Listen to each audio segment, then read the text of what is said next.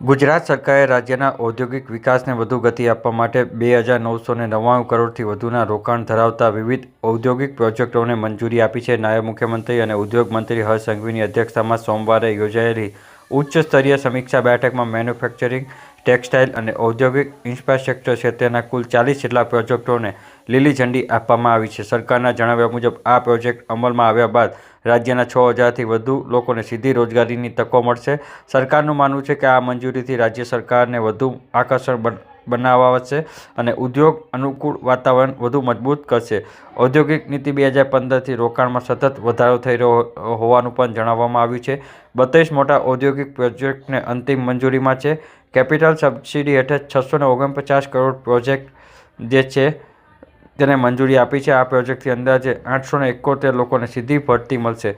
Textile ક્ષેત્રે પણ વધુ પ્રોત્સાહન મળશે. 4 ઇન્ડસ્ટ્રીયલ પાર્કને પણ લીલી ઝંડી આપવામાં આવી છે. આ બેઠક જે છે તે 27 જુલાઈના રોજ યોજાઈ હતી, જેની માહિતી સાંજે 5 વાગે આપવામાં આવી હતી.